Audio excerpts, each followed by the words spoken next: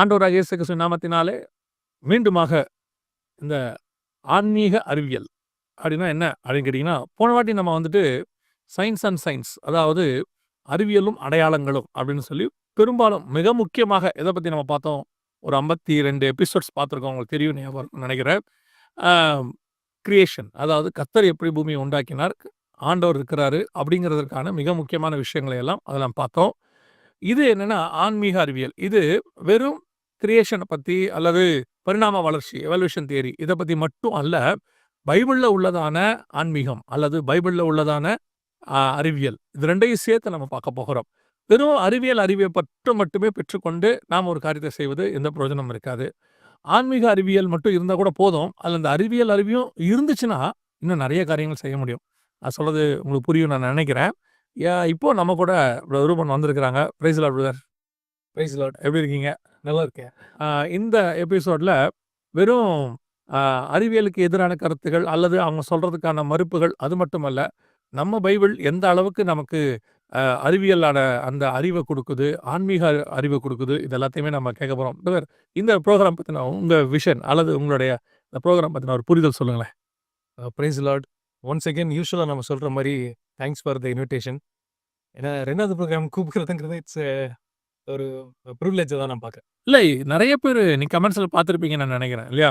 நிறைய பேர் ஏன் நிறுத்திட்டீங்க, தொடர்ந்து செய்யுங்க இப்படிலாம் சொல்லிகிட்டே இருந்தாங்க. நிறைய பேர் ஸ்டார்ட் பண்ணுங்க அப்படின்லாம் சொன்னாங்க. எனக்கு அதில் ரொம்ப பிடிச்ச ஒரு விஷயம் என்னென்னா, ஒரு 7th படிக்கிற பிள்ளை வந்து சொன்னாங்க, அங்கிள் உள்ளே வந்தோன்னே பிரைஸ் லார்டோ அங்கிள் எப்படி அப்படிலாம் சொல்லவே இல்லை. அவங்க ரூமுக்கு வந்தாங்க, அங்கிள் அந்த சயின்ஸ் தொடர்ந்து நடத்துங்க அப்படின்னாங்க. யார்ப்பா நீ என்ன பண்ணுற அப்படின்னா, 7th படிக்கிறேன், அந்த ப்ரோக்ராம் எனக்கு ரொம்ப நல்லா இருக்குது, தொடர்ந்து நடத்துங்க அப்படின்னு. அந்த அளவுக்கு 7th படிக்கிறவங்களேருந்து நிறைய ப்ரொஃபஸர்ஸ், காலேஜ் ப்ரொஃபஸர்ஸ், ஸ்கூல் பிள்ளைகளுக்கு பாடம் எடுக்கிறவங்க கூட நமக்கு எழுதியிருக்கிறாங்க. ஸோ அது வந்து ரொம்ப யூஸ்ஃபுல்லான ப்ரோக்ராம். 2வது எபிசோட் வரதுக்கு நிறைய பேர் விரும்பியிருக்காங்கன்னு சொல்கிறேன் நான். Glory to God, glory to Jesus. ஆமாம், அது ஒரு நல்ல ஒரு எக்ஸ்பீரியன்ஸ். ஆக்சுவலி 52 எபிசோட்ஸ் 1 இயர் நம்ம யோசிக்காத விஷயத்த ஆண்டவர் இந்த அந்த சயின்ஸ் அண்ட் சயின்ஸ் மூலமாக பண்ணார். ஸோ இந்த நீங்கள் ஃபஸ்ட்டு இந்த தீம் சொன்னீங்க. தீம் ரொம்ப இன்ட்ரெஸ்டிங்காக இருந்தது கேட்கும்போது. ஆன்மீக அறிவியல், ஸ்பிரிச்சுவல் சயின்ஸ் ஒரு பைபிள் சயின்ஸ், இந்த மாதிரி இதெல்லாம் எனக்கு புரிஞ்சிச்சு ஆக்சுவலி. ஸோ இதில் என்ன பண்ணலாம் அப்படின்ட்டு அதை பற்றி நம்ம ஃபர்தராக டிஸ்கஸ் பண்ணும்போது நிறைய இடத்துல இந்த விஷன் ஸ்டேட்மெண்ட்டுன்னு ஒன்று யூஸ்வலாக இருக்கும். நம்ம இந்த ப்ரோக்ராம் ஆரம்பிக்கிறதுக்கு முன்னாடியுமே அதை போட்டிருப்போம். ஆனால் அதை படிச்சிருப்பாங்களாங்கிறது ரொம்ப ஒரு 95% பண்ண மாட்டாங்க. இல்லை, நம்ம மக்கள்கிட்ட ஒரு நல்ல குணம் இருக்குது, பார்ப்பாங்க, படிக்க மாட்டாங்க. டேர்ம்ஸ் அண்ட் கண்டிஷன்ஸை என்றைக்கு நம்ம படித்தோம் மொபைலில் இல்லையா? மொபைலில் ஒரு ஆப்பை டவுன்லோட் பண்ணும்போது டேர்ம்ஸ் அண்ட் கண்டிஷன்ஸ்னு ஒன்று போடுவாங்க இல்லையா? ஆமாம், ஐ அக்ரின்னு தான் நம்ம கொடுத்துருக்கோம். என்னைக்கு படித்து பார்த்தோம்? அதுவும் நம்ம படிக்கவும் முடியாது. அந்த மாதிரி தான். ஸோ இதில் அந்த அந்த தீமை, அந்த ஆப்ஜெக்டிவ் நம்ம வச்சுருக்கோம் இல்லையா, அதை வச்சு நம்ம ஆரம்பித்தா நல்லா இருக்கும்னு நான் விரும்புகிறேன். ப்ளீஸ், ரொம்ப சந்தோஷம். அந்த ஆப்ஜெக்டிவ் நீங்கள் எக்ஸ்பிளைன் பண்ணால் கூட நல்லா இருக்கும்னு நினைக்கிறேன் நான். கட்டாயமா. ஸோ இதில் என்ன நம்ம தீம் செட் பண்ணியிருக்கோம்னா, ஆன்மீக அறிவியல், Bible science series designed to empower the present generation believers with systematic understanding of biblical theology. அதோட சேர்த்து நம்ம இன்னொரு ஒரு பிளான் இதில் வச்சுருக்கோம். This is aimed at training them to engage with questions about biblical worldview through an apologetic approach. சிஸ்டமேட்டிக்காக ஒரு biblical தியாலஜியை, ஒரு இறையியல் பற்றி, இறையியல், அது எப்படி ஒரு மீதி ஒரு படிப்பு இருக்கோ, அது இப்போ ஃபார் எக்ஸாம்பிள் எப்படி ஒரு மேத்தமெட்டிக்ஸ் இருக்கோ, ஃபிசிக்ஸ் இருக்கோ, கெமிஸ்ட்ரி இருக்கோ, அது எந்த அளவுக்கு சிஸ்டமேட்டிக்கான படிப்போ அதுக்கு இணை இல்லாட்டி அதுக்கு மேலான படிப்பு தான் தியாலஜிங்கிறது. கண்டிப்பாக கடவுளை பற்றி தான அறிவு, அந்த பைபிளை பற்றி தானே ஒரு ஞானம். அதுதான் இன்றைக்கி நம்ம ப்ரைமரியாக இந்த மொத்த எபிசோட்ஸ், இந்த மொத்த சீரீஸ் காட் எவ்வளோ நாள் ஒரு வில்லிங் வச்சுருக்காரோ அது வரைக்கும் அதை வச்சு தான் நம்ம பேச போகிறோம். ஸோ இது வந்து ஒரு வேதாகம படிப்பு மாதிரியே இருக்கும். அது ஒரு தொடர்ச்சியாக பார்க்குறவங்களுக்கு இது ஒரு பாடத்திட்டம் மாதிரியே கூட இருக்க வாய்ப்பு இருக்குது. அதுதான் யூஸ்வலாக நம்ம எப்பவுமே சொல்கிறது. சீரியஸான வியூவராக ஒருத்தர் இருந்தாருன்னா, அவர் வந்து வரிசையாக பார்த்தாருன்னா, இதுவும் லாஸ்ட் டைம் இருந்த மாதிரி மாடியூல் மாதிரி தான் இருக்கும். ஒவ்வொரு சாப்டரும் ஒவ்வொரு கோர்ஸ் கண்டென்ட் மாதிரி ஒரு மாடியூல் மாதிரி அப்படியே போயிட்டு இருக்கும். இந்த சீரியஸாக ஒரு சீரியஸாக பார்த்தாருன்னா அவருக்கு ஒரு பிரயோஜனமாக இருக்கும் அவருக்கு. டெஃபினட்டாக. அதோட சேர்த்து இப்போ நிறைய கொஷின்ஸ் வரும். சில பேருக்கு வந்து நக்கலாக, சில பேர் ஒரு வெளிவரை பார்த்து கொஷின் பண்ணுவாங்க, சில பேர் உண்மையிலே தெரிஞ்சுக்கணுங்கிறதுக்காக கொஷின் பண்ணுவாங்க. இந்த மாதிரி கொஷின்ஸ்லாம் எப்படி ஹேண்டில் பண்ணுறது? அது எப்படி ஒரு அப்பாலஜெட்டிக் பெர்ஸ்பெக்டிவ்ல அப்பாலஜெட்டிக்ஸ் தீம்ல அவங்க எப்படி ஆன்சர் பண்றது அப்படிங்கிறதையும் நம்ம சிஸ்டமேட்டிக்கா பார்க்கணும். வேதாகமத்திலிருந்து. ஏன்னா, இயேசுநாதர்கிட்ட வந்து இந்த வேதாகமத்தில கேள்வி கேட்கிற ஆட்கள் இருக்காங்கல்ல, அவங்கள பேஸ் பண்ணி தான் அவர் பதில் சொல்றதே இருக்கும். பரிசேயர், சதுசேயர் இருந்தா அந்த பதில் வேற மாரி இருக்கும். அதுவே சீஷர்களா இருந்தா பதில் வேற மாதிரி இருக்கும். 2மே இல்ல விசுவாசிகளா இருந்தா அவங்களுக்குரிய பதில் வேற மாரி இருக்கும். ஒரு உதாரணத்துக்கு பரிசேயர் சதுசேயர்ட்ட பேசும்போது புளித்த மாவை குறித்து பேசுவாரு. சமாரியா ஸ்திரீகிட்ட பேசும்பொழுது மணவாளன பத்தி பேசுவாரு. சீஷர்ட்ட பேசும்போது ரகசியங்கள பத்தி பேசுவாரு. அந்த கொஸ்டின்ஸ்க்கான அவர் கொடுக்கக்கூடிய பதில்கள் இருக்கு இல்லையா? ஆளை பேஸ் பண்ணி தான் அதோடைய காரியங்கள் இருக்குன்னு சொல்லுவாங்க. ஸோ நீங்க அத தான் சொல்றீங்கன்னு நான் நம்புறேன். ரைட். ஆமா. ஸோ அத நம்ம அண்டர்ஸ்டாண்ட் பண்ணி இத ஓரளவுக்கு நல்லா சிஸ்டமேட்டிக்கா பார்க்குறவங்க, சிஸ்டமேட்டிக்கா பைபிள தெரிஞ்சுக்கணும்னு நினைக்கிறவங்களுக்கு, இது நல்ல ஒரு ஹெல்ப்ஃபுல்லான ப்ரோகிராமா இருக்கும்ன்றது என்னுடைய விசுவாசம். கர்த்தர் அதை வாய்க்க பண்ணுவாராக. இல்லன்னா இவ்வளோ தூரம் கொண்டு வந்திருக்க மாட்டாரு. ஒரு வாய்ப்பு குடுத்திருக்கிறாரு. எல்லா துதிக மகிமையும் ஆண்டவருக்கே. இப்ப நம்ம முதலாவதாக என்ன காரியத்த கேட்க போறோம்? அல்லது என்ன காரியத்த பார்க்க போறோம் நம்ம? யூசுவலா பைபிள் நம்ம ஆரம்பிக்கிறதுக்கு முன்னாடியே ஒரு விஷயத்த நம்ம ஆரம்பிச்சிருந்தோம். என்னன்னா, பைபிள் வந்து பார்த்தீங்கன்னா, ஒரு theoretical book plus a practical book.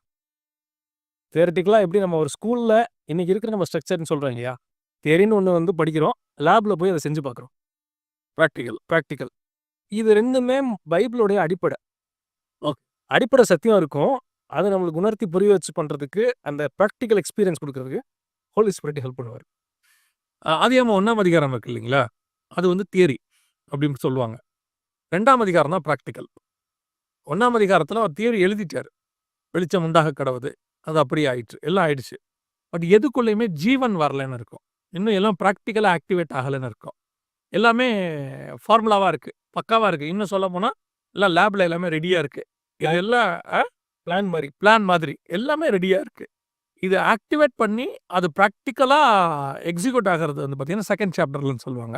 அவர் ஜீவ சுவாசத்தை ஊதினார். அவன் ஜீவ ஆத்துமாவானான். மழையை பெய்ய பண்ணினார். பூமியிலிருந்து எழும்பின கொனி பூமியை நிரப்பிற்று. அதனாலே விளைந்தது. இது எல்லாமே ஒரு தியரிட்டிக்கலா இருந்தது. பிராக்டிகல் ஆச்சு அப்படின்னு சொல்லுவாங்க. ஸோ நீங்க பைபிள் வந்து அப்படிதான் இருக்குன்னு சொன்ன உடனே எனக்கு இது ஞாபகத்துல வந்துருச்சு. ஆண்டவர் ஃபர்ஸ்ட் தியரி எழுதிட்டாரு. ஃபார்முலாவ. அடுத்து அத ஆக்டிவேட் பண்ணி காட்டி பிராக்டிகல் ஆக்குறாரு. ஆமா. ஒரு பயங்கர இன்ட்ரஸ்டிங்கான புக் வந்து பார்த்தீங்கன்னா, பைபிள். ஒரு சின்ன எக்ஸாம்பிள் சொல்றேன் பாருங்களேன். உபாகமம் 22:8 பாருங்க. "நீ புது வீட்டைக் கட்டினால், ஒருவன் உன் மெத்தையிலிருந்து விழுகிறதினாலே, அந்த இரத்தப்பழி உன் வீட்டில் மேல் சுமத்திக் கொள்ளாதபடிக்கு, அதற்கு கைப்பிடி சுவரைக் கட்ட வேண்டும்." ஒரு பிலீவர் வீடு கட்டினா கூட, மாடி கட்டும்போது அதுக்கு சைடுல செவுரு வைக்கணும். ஓகே. செவுரு இல்லாம யாராவது ஒரு சின்ன பிள்ளை போய் கீழ விழுந்துருச்சுன்னா, அந்த இரத்தப்பழி அந்த வீட்டுக்கு மேல வந்துரும். காரப்பட் வால்ன்னு சொல்லுவாங்க அத நம்ம. இந்த கைப்பிடி பிடிச்சு எழுதுறது, ஏறுறது. அப்புறம் மேல சுத்து சுவருன்னு சொல்லுவாங்க அத. ஆமா. ஓகே. ஒரு வீடு எப்படி கட்டிக் குடுக்கணும், எப்படி கட்டணுங்கிற அளவுக்கு சொல்ற ஒரு ஒரு மிகப்பெரிய ஒரு புக் தான் பைபிள். நம்ம நெறைய பேரு ஸ்பிரிச்சுவல் மட்டும் தான் இது சொல்லுதுன்னு நெனச்சுக்குவாங்க. ஒரு மனுஷ வாழ்க்கை எப்படி இருக்கணும்? டெஃபினிஷன் என்ன? ஒரு கான்ஸ்டிடியூஷன்ல வந்து மொத்தமும் டெஃபினிஷன்ஸ் இருக்கும். இதெல்லாம் இத வந்து ஒவ்வொன்னுமே டிஃபைன் பண்ணியிருப்பாங்க. அதோட பல மடங்கு ஒரு அட்வான்ஸ்டா, பல மடங்கு மனுஷனுக்கு தேவையான அத்தனையும் பைபிள்ல ஆண்டவர் எழுதி குடுத்திருக்காரு. எனக்கு இது பார்க்கும்போது ரொம்ப ஆச்சரியமா இருக்கு. அதுலயே இப்ப இது வந்து ஒரு வீடு கட்டுறதுக்கான ஒரு இது. அப்படியே நீங்க போயிட்டீங்கன்னா, ஒரு ராணுவத்துக்கு தேவையான சட்டம். ஒரு நாட்டை நடத்துறதுக்கு தேவையான ஒரு அடிப்படை சட்டம் என்னவோ, அத மொத்தத்தையும் எழுதி குடுத்திருக்கிறாரு. ஒரு நாட்டை நடத்த தேவையான சட்டம். ஒரு வீட்ட சேஃப்டியா வைக்கிறதுக்கு தேவையானதான ஒரு பொருள். இத தாண்டி நீங்க உபாகமத்துல இன்னும் இருக்கு. 23ஆம் அதிகாரம் நெனைக்கிறேன். அங்க போனீங்கன்னா, ஒரு தனிப்பட்ட மனுஷன் ஒரு ரெஸ்ட் ரூம் போணும். ஏன்னா இவங்க 40 வருஷம் போறாங்க. ரெஸ்ட் ரூம் போணும். எங்க போணும்? பாளையத்த விட்டு வெளிய போய் போணும். அத இன்ன வரைக்கும் நம்ம ஊர் பக்கத்துல பார்த்தீங்கன்னா, ஒரு வேர்ட் யூஸ் பண்ணுவாங்க. வெளிக்கு போறேன்பாங்க. ஓ! இல்லையா? வெளிய போறேன்றது தான் அது வெளிக்கு போறேன்ற அர்த்தம். அது என்ன அர்த்தம்னா, பாளையத்த விட்டு வெளிய போயிரு அப்படிங்கிறாரு. அடுத்து குழி தோண்டி போம்பாரு. இன்னைக்கு உள்ள நீங்க எப்பேர்ப்பட்ட restroom technology western, Indian எடுங்க. குழி தான் இருக்கும். இதெல்லாம் ஒரு தனிப்பட்ட மனிதனுக்கு ஒரு டெய்லி காலையில ரெஸ்ட் ரூம் எப்படி போகணுங்கிறத ஒரு குழந்தைக்கு சொல்லிக் குடுக்க ஒரு தாய் தானே சொல்லிக் குடுப்பாங்க. ஒரு பிள்ளைய வளரும்போது 2 வயசு முன்னாடி அதான் ரெஸ்ட் ரூம்ல கொண்டு போய் கிளாஸட்ல உட்கார வைப்பாங்க. இப்படிதான் நீ உட்காரணும்னு சொல்லி தருவாங்க. அதுல ஆரம்பிச்சு ஒரு வீடு கட்டுறது. ஒரு பெரிய மனுஷனுக்கு என்ன தேவையோ, ஒரு நாட்ட நடத்துறதுக்கு ஒரு ராஜாவுக்கு என்ன தேவையோ, அத்தனை செக்டார்லயும் தனித்தனியா ஃபார்முலா மாரி எழுதி குடுத்துருக்காருல்ல. அன்பிலியபிள். ஆக்சுவலி இததான் இததான் நம்ம சிஸ்டமேட்டிக்கா படிக்கணும்னு சொல்லுவோம். இது வந்து ஒரே நாள்ல, ஒரே செகண்ட்ல அப்படியே படிச்சுட்டு போற விஷயம் கிடையாது. இப்ப நெறைய பேர் என்ன நெனச்சுக்கிறாங்கன்னா, இத ஒரு கம்பேரிசனா சொல்றேன் பாருங்களேன். கடைசி 1000 வருஷத்துல, ஒரு 10 நூற்றாண்டுல எழுதின மிகப்பெரிய சயன்ஸ் புக் எது அப்படின்னு கேட்டாங்கன்னா, யூசுவலா சொல்ற விஷயம் பார்த்தீங்கன்னா, நியூட்டன் எழுதின புக். அதனுடைய லாட்டின் நேம் பார்த்தீங்கன்னா, பிரின்சிபி நேச்சுரலிஸ் பிரின்சிபாலியா மேத்தமேட்டிகா. இதுதான் உங்களோட லாட்டின் டெர்ம். அது இங்கிலீஷ்ல எப்படி டிரான்ஸ்லேட் பண்ணி சொல்லுவாங்கன்னா, mathematical principles of natural philosophy அப்படின்னு 1687ல அவர் எழுதின புக்கு வந்து பார்த்தீங்கன்னா, கடைசி 1000 வருஷத்துல எழுதப்பட்ட சயின்ஸ்ல மிகப்பெரிய ஒரு ரெவல்யூஷன கொண்டு வந்த புக்கு இதுதான். ஓகே. இதுக்கு ஈக்குவலா ஒரு புக் இல்லன்னு கூட சொல்லலாம். கடைசி 1000 வருஷத்துல. கடைசி 1000 வருஷத்துல. ஓகே. 11ஆம் நூற்றாண்டுல இருந்து 2000 வரைக்கும் எடுத்துக்கிட்டீங்கன்னா கூட, இது மாரி ஒரு ஃபவுண்டேஷனல் புக்கு சயின்ஸ்ல இருக்கான்னு கேட்டா, இல்லன்னு கூட சொல்லலாம். அப்ப புரியும்படி சொல்லணும்னா, அதுக்கு முன்னாடியும் இல்ல, அதுக்கு பின்னாடி. இந்த 2000 வருஷம் 1000 வருஷத்துல இல்ல. இல்ல. ஓகே. இப்ப நீங்க இத எடுத்துக்கங்களேன். இவர் வந்து 1687னா அட்லீஸ்ட் ஒரு 300, 350 வருஷத்துக்கு முன்னாடி எழுதின புக்கு. ஓகே. இன்னையிலருந்து. ஒரு 300 வருஷத்துக்கு முன்னாடி எழுதின புக்கு. இத எப்ப பசங்க படிப்பாங்க அப்படின்னா, அத 3ஆ நீங்க பிரிச்சுக்கோங்க. நியூட்டோனியன் இத வந்து 3ஆ பிரிச்சுக்கங்க. அந்த பேசிக்ஸ், அதாவது மோஷன்னா என்ன? ஸ்பீடுனா என்ன? இதெல்லாம் 6லேருந்து 8 வரைக்கும் படிப்பாங்க. ஓகே. அதே புக்ல கொஞ்சம் அட்வான்ஸ்டா இருக்கு. லாஸ் ஆஃப் மோஷனு, மீதி லாஸ், அப்புறம் வந்து gravitation, Newton's first law of motion, second law, third law. இதெல்லாம் இருக்கு. கிராவிடேஷன் ஃபோர்ஸ் இதெல்லாம் 8லேருந்து 11th வரைக்கும் படிப்பாங்க. அதுல அவர் கொஞ்சம் அட்வான்ஸா கால்குலஸுமே நியூட்டன் உருவாக்குனது தான் ஆக்சுவலி. இன்டகிரேஷன், மேத்தமேட்டிக்ஸ் நம்ம கால்குலஸ்லாம் இருக்கு இல்லையா? அதுவும் அவர் அதெல்லாம் எப்போ வரும்னா 11th வரும். நீங்க யோசிச்சு பாருங்க, ஒரு சயின்ஸ் புக்கு, மனுஷன் எழுதின புக்கு, அத படிக்கிறதுக்கு ஆரம்பிக்கிறதுக்கு முன்னாடி 6ஆம் கிளாஸ்ல அவன் ஆரம்பிக்கணும்னா, 7 வருஷம் எல்கேஜிலேருந்து அவன் படிச்சிருக்கணும். ஏபிசிடில இருந்து. ஓகே. அங்கிருந்து பேஸ்மென்ட் போட்டுக்கிட்டே வந்தா தான், அவனுக்கு அந்த ப்ளஸ் 1ல இருக்க கால்குலஸ் புரியும். 6ஆம் கிளாஸ்ல என்ட்ரி லெவல்ல படிக்கணும். நியூட்டன் எழுதின என்ட்ரிய படிக்கணும்னாலே 6ஆம் கிளாஸ் வரைக்கும் ஏபிசிடில இருந்து படிச்சு அவன் பண்ணியிருந்தா தான், அவனால 6ஆம் கிளாஸ்ல அந்த பேசிக்க படிக்க முடியும். ஸோ இப்படித்தான் வந்து ஒரு எஜுகேஷன் சிஸ்டம அவங்க ஃபிக்ஸ் பண்ணியிருக்கிறாங்க. இதுதான் நம்ம சிஸ்டமேட்டிக் ஸ்டடின்னு சொல்றோம். Systematic study. ஓகே. இப்ப நீங்க இப்படி யோசிச்சு பாருங்களேன். வந்து ஒரு பையன் இருக்கான். அவனுக்கு ஒரு கொஸ்டின் இருக்கு. 1யும் 2யும் கூட்டுனீங்கன்னா 3. 5யும் 5யும் கூட்டுனீங்கன்னா ஆட் பண்ணீங்கன்னா 10. ஏயையும் பியையும் எப்படிங்க ஆட் பண்ணுவீங்க? அப்படின்னு கேட்குறான். A + B தி ஹோல் ஸ்கொயர்லாம். ஓகே. ரைட். அவனோட புரிதல் என்னன்னா, 2 ஆல்ஃபபெட்ட எப்படி நீங்க ஆட் பண்ணுவீங்க? இல்ல எனக்கு இந்த கேள்வியெல்லாம் அப்ப ஆரம்பத்துல இருந்துச்சு. நம்ம நியாயமா நம்பர தானே கூட்டணும். ஏவ எப்படி கூட்டுறது? ஓகே. இப்படி ஒரு பையன் கேட்குறாருன்னு வச்சுக்கோங்களேன். இவரு கால்குலஸ் எப்படி நீங்க புரிய வைப்பீங்க? முதல்ல அவருக்கு ஏபின்னா என்னன்னு புரிய அந்த எ நம்பர்ஸ்க்கு பதிலா ஏன் இந்த இடத்துல ஆல்ஃபா நியூமரிக் மாரி ஆல்ஃபா இது ஏன் வந்திருக்குன்றத தெரியப்படுத்தணும். அத புரிஞ்சா தான் அதுக்கப்புறம் அவருக்கு அடுத்த லெவல்லே போக முடியும். இல்லையா? அதுக்கு அடுத்து தானே முடியும். ஓகே. ஆனா ஸ்பிரிச்சுவாலிட்டில மட்டும் ஜனங்கள் என்ன பண்ணுவாங்கன்னா, ஸ்பிரிச்சுவாலிட்டிலயோ, தியாலஜிலயோ ஏபிசிடி தெரியாது. ஆனா இவன் கேட்குற கொஸ்டின் வந்து பார்த்தீங்கன்னா, பிஹெச்டி லெவல்ல கேட்பான். அதாவது ஒவ்வொரு ஸ்டடியையும், ஒவ்வொரு சப்ஜெக்ட்டையும் ஒரு சிஸ்டமேட்டிக்கா படிச்சுட்டு வந்தா தான், அதோடையதான டாப் லெவல் வந்து நமக்கு புரியும். ஒரு உதாரணமா, ஆனா, ஆவன்னா போட்டு நான் கத்துக்கிட்டா தான், அதுக்கப்புறமா ஆத்திச்சூடி வரும். ஆத்திச்சூடிக்குள்ள நான் வந்தா தான் எனக்கு இலக்கணம் சொல்லிக் குடுப்பாங்க. இலக்கணத்துக்கு நான் வந்தா தான், நான் வந்து பிஹெச்டி பண்ணி, டாக்டரேட் பண்ணி புலவர் பட்டம் வாங்க முடியும். நான் ஆனா, ஆவன்னாவே படிக்காம நேரா புலவர் பட்டம் வாங்கணும்னு முடிவு பண்ணேன்னா, நான் ஆக்கு பதிலா ஆவன்னா போட்டுருவேன். இந்த ராக்கு பதிலா அந்த ரா போடுவேன். இந்த ழாக்கு பதிலா அந்த லாவ போடுவேன். பிரச்சனையாயிரும். ஸோ எனக்கு இதுவே தெரியலன்னா அது வராது. அந்த மாரி மேத்ஸ்ல இருக்கு, சயின்ஸ்ல இருக்கு, எல்லாத்துலயும் இருக்கு. அந்த மாரி பைபிள்லயும் இருக்குன்றேன். சொல்றீங்க. ஆமா. ஓகே. அழகா நீங்க எக்ஸ்பிளைன் பண்ணீங்க. எப்படி அவனுக்கு வந்து ஏபிசிடி தெரியாம, அவன் அடுத்த லெவலுக்கு படிக்கிறதுக்கு எலிஜிபிளே ஆக முடியாது. ஆமா. ஏபிசிடி, A+Bனா என்னன்றே அவனுக்கு ஒரு பையனுக்கு ஒரு ஸ்கூல் பையனுக்கு புரியலன்னா, அதுக்கு மேல அவன் கால்குலஸ படிக்கிறதுக்கு எலிஜிபிலிட்டியே அவனுக்கு கிடையாது. அதுக்கப்புறம் ட்ரிக்னாமெட்ரி எங்க இருக்கு? எல்லாம் எங்க இருக்கு? இதெல்லாம் எங்க போறது? சரி. ரைட்டுங்களா? அப்ப இந்த ஃபவுண்டேஷன் இருந்தா தான், அவன் அடுத்த லெவலுக்கே படிக்க முடியும். ஓகே. இந்த ஃபவுண்டேஷன் இல்லாம தான், அத்தன குளறுபடியான கொஸ்டினும் இன்னைக்கு ஜனங்களுக்கு வருது. ஸோ இந்த வேதத்தை பத்தினதான அல்லது நம்முடைய கர்த்தர் கடவுளை பத்தினதான கேள்வி ஏன் வருதுன்னா, இவங்க சிஸ்டமேட்டிக்கா பைபிள படிக்காம, எடுத்த உடனே நேரா அவங்க கால்குலஸ்க்கு போயிடுற மாதிரி, நேரா இவங்களோட கொஸ்டின் வந்து டாப் லெவலுக்கு போயிடுது. ஆமா. இப்ப நம்ம இவங்களுக்கு பதில் சொன்னாலும், இவங்களுக்கு A+Bலேருந்து ஆரம்பிச்சா தான் இவங்களுக்கு அது புரியவே வரும். கரெக்ட். அதானே சொல்ல வரீங்க? அதான் சொல்றேன். ஓகே. ஃபார் எக்ஸாம்பிள் ஒரு சின்ன உதாரணம் சொல்லணும்னா, நம்ம science and science last programme பண்ணதுனால சொல்றோம். கடவுள கண்ல காமிங்க. நான் உடனே நம்புறேன். அப்படின்னு நெறைய பேர் பேசி நம்ம கேட்டுருக்கோம். ஆமா. இந்த கேள்வி எல்லாரும் கேட்கிற கேள்வி.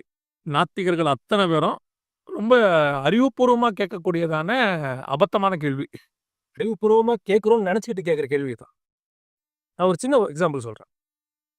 நம்மளுக்கு வந்து இன்டெலிஜென்ஸ் இருக்கு. அறிவு, அறிவாற்றல்னு ஒண்ணு இருக்கு. அறிவாற்றல். அறிவாற்றல், அறிவு கூர்மை இருக்கு.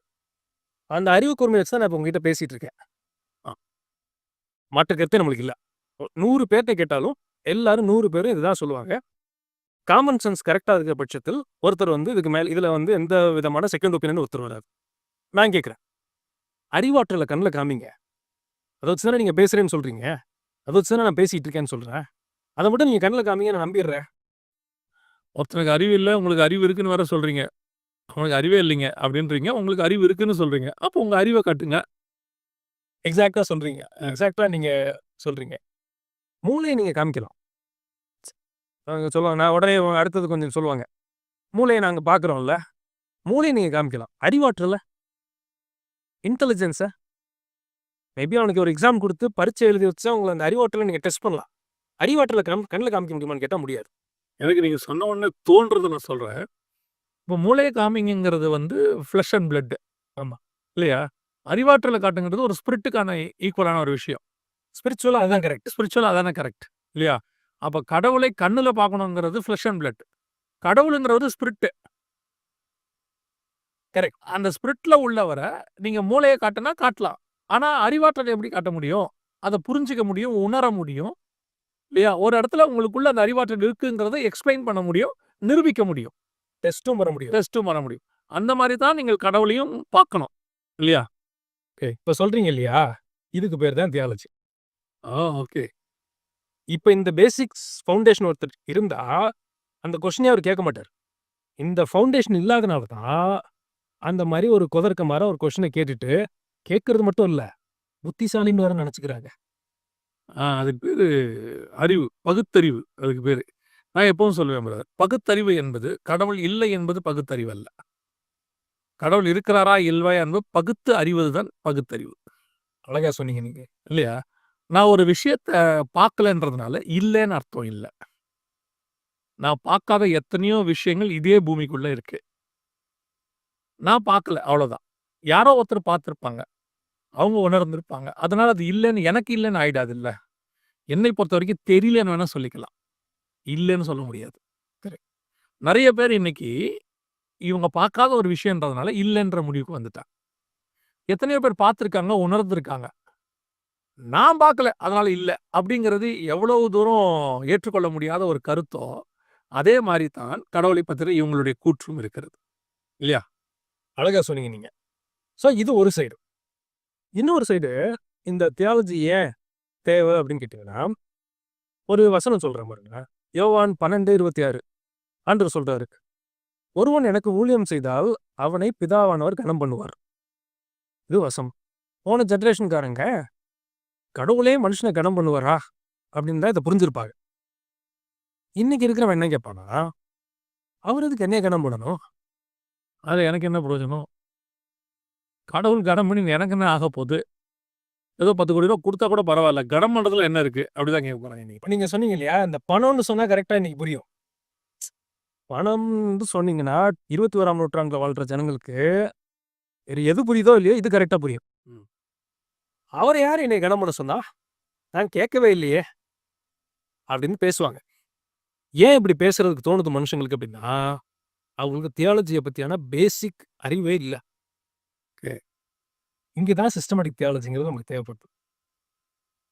அந்த அடிப்படை இறையியல் அறிவு இருந்தால் மட்டும்தான், அப்போ கடவுள் ஏன் கனப்படுத்தணும்? கடவுளுடைய அதனால கிடைக்கக்கூடிய பலன்கள் என்னங்கிறத பத்தினதான ஒரு அறிவே நமக்கு கிடைக்கும். அந்த மேன்மையே இது தெரிஞ்சாதான் புரியும். ஓகே. இல்லையா? நான் நெறைய நேரம் பார்த்துருக்கேன். ஒருத்தர் வந்து எனக்கு தெரிஞ்ச ஒரு ஒரு ஒரு என்னோட ரிலேட்டிவ் ஒரு பையன் ஒருத்தர் இருக்காரு. ட்ரெயின போய் வேடிக்கை பார்க்கிறத பெரிய ஆளுங்க பண்ணி நீங்க பார்த்துருக்கீங்களா? இல்ல. பார்த்துருக்க மாட்டீங்க. அங்க பாருங்க கேஷுவலா போயிட்டு தான் இருக்கும். கேஷுவலா. ஆனா ஒரு குரூப் ஆஃப் பீப்பிள் இருக்காங்க. ட்ரெயின் கேச்சர்ஸ் அப்படின்னு தான் அவங்க பேரு. எப்படி இப்போ வந்து உங்களுக்கு ஸ்டாம்ப சேர்த்து வைக்கிறது ஒரு ஃபேஷனோ, ஹாபியோ, பல நாட்டுடைய காயின்ஸ சேர்த்து வைப்பாங்க.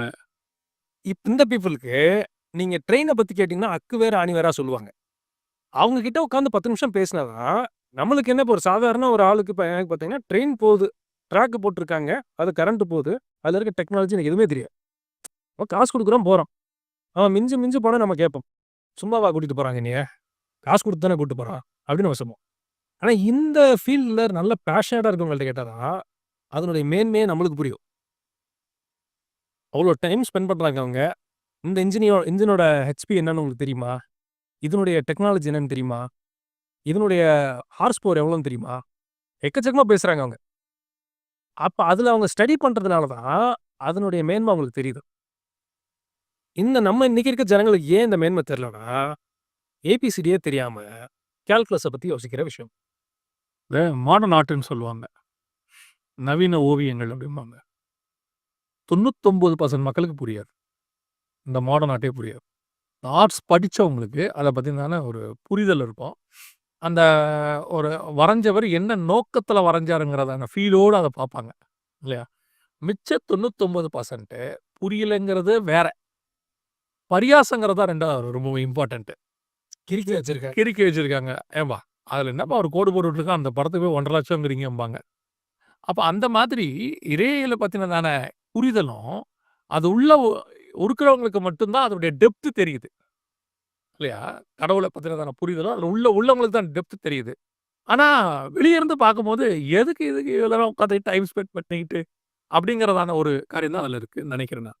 ஆமா. அது ஏன் அப்படி அவங்க பேசுறாங்கன்னா, அவங்களுக்கு அந்த பேசிக் புரிதல் இல்ல. இறையியல் அறிவு இல்ல. அந்த சிஸ்டமேட்டிக் தியாலஜியும் தெரியல. அவங்களுக்கு அதோட மேன்மையும் தெரியல. அதனால இது என்னங்க, என்னமோ பேசிட்டு இருக்கீங்க அப்படின்னு தான் அவங்க பேசுறாங்க.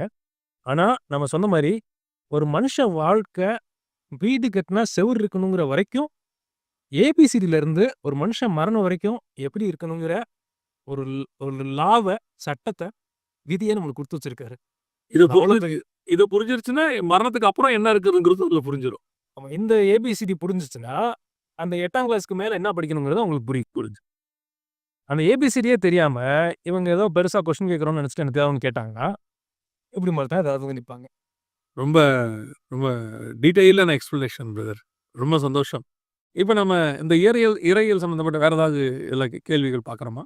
ஆமா. இதுல இன்னொன்னு வந்து, நெறைய நல்ல பிலீவர்ஸ் இருப்பாங்க. அவங்களுக்கு என்னன்னா, அவங்க பிலீவ் பண்றத சொல்ல தெரியாது. இது மேஜர் ப்ராப்ளம் பிரதர். ஆமா. அவங்களுக்கு இருக்குன்னு தெரியுது. ஆனா, அத அவங்களுக்கு காட்டத் தெரியாது இல்லையா? அதாவது ஒரு கொஸ்டின் கேட்பாங்க. ஸ்கூல்லயோ சில பேர் வந்து நீங்க ஆரம்பத்துல சொன்னீங்க இல்லையா? பரிசேயர்கள் கேட்கும்போது ஆண்டவர் ஒரு விதமா பதில் சொல்றாரு. சீஷர்கள் கேட்கும்போது ஒரு விதமா பதில் சொல்றாரு. ஒரு பாமரன் வந்து கேட்கும்போது ஒரு விதமா பதில் சொல்றாரு. அப்ப இது மாரி இப்போ ஒரு ஒரு பேசிக்கான Christian worldview or biblical world வியூவ பத்தி ஒருத்தர் கொஸ்டின் கேட்கும்போது, அதுக்கு எப்படி பதில் சொல்றது? நம்ம கமெண்ட்ல கூட ஒருத்தர் போட்டிருந்தது எனக்கு நல்லா ஞாபகத்துல இருக்கு. என்னன்னா, நெறைய நேரத்துல என்கிட்ட கேள்வி கேட்பாங்க. நாத்திகர்கள் கேட்பாங்க. அது எப்படி அவங்களுக்கு அத பதில் சொல்றதுன்னு எங்களுக்கு புரியாது. பட் சயன்ஸ் அண்ட் சயன்ஸ் நிகழ்ச்சியில நெறைய நீங்க குடுத்த அந்த உதாரணங்கள் நெறையா இருக்கு. அதையெல்லாம் நாங்க வச்சுக்கிட்டு இப்ப அவங்ககிட்ட பேசுறதுக்கு எங்களுக்கு யூஸ்ஃபுல்லா இருக்கு. ஆர்கியூமென்ட் இல்ல. பட் அவங்க கேட்கிற கேள்விக்கு எக்ஸ்ப்ளனேஷன் குடுக்கறதுக்கு எங்களுக்கு இப்ப ரொம்ப யூஸ்ஃபுல்லா இருக்கு அப்படின்னு சொல்லியிருந்தேன் நான். ஆமா. ஸோ அந்த ஆஸ்பெக்ட்லயும் இந்த ஆன்மீக அறிவியல்ங்கிற ப்ரோகிராம் ஆண்டவருக்கு சித்தமானா கட்டாயமா அது ஹெல்ப்ஃபுல்லா இருக்கும் அப்படின்னு நான் விசுவாசிக்கிறேன். ரொம்ப சந்தோஷம் பிரதர். இந்த முதல் இன்ட்ரோடக்ஷன் எபிசோட் அப்படின்னு நம்ம இத வச்சுக்கலாம். அறிமுக ஒரு எபிசோடாக இருக்கு. இதுல இப்ப நம்ம இறையியல், தியாலஜி அல்லது வேதத்தை சிஸ்டமேட்டிக்கா படித்தல் அப்படிங்கிறதுனா என்ன? அதனுடைய பிரயோஜனம் என்ன? அப்படி படிக்காதவங்க என்ன பண்ணிக்கிட்டு இருக்கிறாங்க? அப்படிங்கிறத வரைக்கும் பார்த்தோம். இதுல ஒரு கொஸ்டினோட நீங்க நிறுத்தி இருக்கீங்கன்னு நான் நினைக்கிறேன் இல்லையா? அதாவது எப்படி பதில் சொல்றது? நெறைய பேருக்கு தெரிஞ்சிருக்கு. அத எப்படி பிரசன்ட் பண்றது அப்படின்ட்டு. நான் ஒரு கல்யாணத்துக்கு சமீபத்தில போயிருந்தேன். அந்த கல்யாணத்தில பிரியாணி இருக்கு. அ அந்த பிரியாணிய தட்டுல குடுக்குறாங்க. ஒரு தட்டா கொண்டு வந்து வைக்கிறாங்க. ஆனா வைக்கிற ஆளுக்கு அத எப்படி வைக்கிறதுன்னு தெரியல. நாங்க முன்னாடி உட்கார்ந்துருக்கோம். அவர் தட்ட கொண்டுட்டு பின்னாடி போயிட்டு இருக்கிறாரு. லாஸ்ட்ல உள்ளவருக்கு. இப்ப என்ன இதுல கொடுமைன்னா, அவர் அங்க வைக்கிற தப்பு இல்ல. இவரு ஒவ்வொரு வாட்டியும் போம்போது அத்தன பேரும் அவர் கையே பார்த்துக்கிட்டு இருக்காங்க. அப்போ அங்க 4 பேர் பரிமாறுறாங்க. அப்போ சொன்னாங்க, "2 பேர அங்க பரிமாற சொல்லுங்க. 2 பேர இங்க பரிமாற சொல்லுங்க. அப்ப எல்லாருக்கும் குடுக்கலான்னும்போது, இல்ல நாங்க ஒரு ப்ரொசீஜர் வச்சிருக்கோம். அப்படித்தான் வருவோம்" அப்படின்னாரு. அந்த மாதிரி இருக்கு. அத எப்படி பிரசன்ட் பண்றதுன்னு நெறைய பேருக்கு தெரியாது.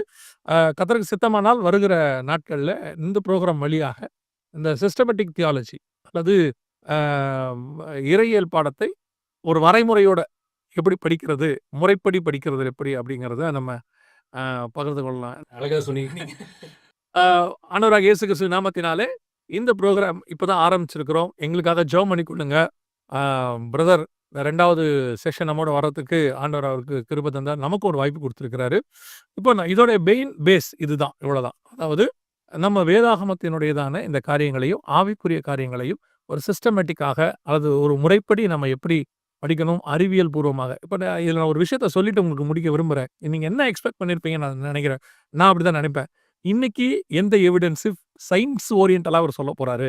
எந்த சயின்டிஸ்ட் என்ன அப்படின்னு நீங்க ஒரு ஒரு எதிர்பார்ப்போட வந்திருப்பீங்க.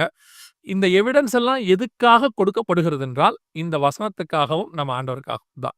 நிரூபிப்பதற்காக அல்ல. எங்ககிட்ட அப்படி ஒரு விஷயங்கள் ஆண்டவருக்காக பேசுறதுக்கு இருக்கின்ற ஒரே ரீசனுக்காக தான். அதனால எவிடன்ஸஸ விட இந்த எபிசோட்ஸ்ல அதிகமாக நம்ம வேதத்துக்கும், ஆண்டவருக்கும் இம்பார்ட்டன்ஸ் குடுக்கணும்னு விரும்புறோம். என்ன பிரதர்? கேட்டா இல்லையா? அதத்தான் நானும் எதிர்பார்க்கிறேன். ஆனால் அதே நேரத்தில அறிவியல் சம்பந்தப்பட்டதான காரியங்களையும் இன்னைக்கு நம்ம அ நியூட்டன்ஸ் பத்தி பார்த்த மாதிரி அறிவியல் சம்பந்தப்பட்ட காரியங்களையும் பார்க்க போகிறோம். ஜெபிச்சுக் கொள்ளுங்க. பிரதருடைய சேனல் வாய்ஸ் ஆஃப் பைபிள் அதுலயும் இது அந்த சேனல்லயும் இது வரும். அதையும் போய் பாருங்க. கர்த்தரின் சித்தமானால் வருகை தாமதிக்குமானால் இன்னொரு அடுத்த எபிசோட்ல உங்களை சந்திக்கிறோம். God bless you.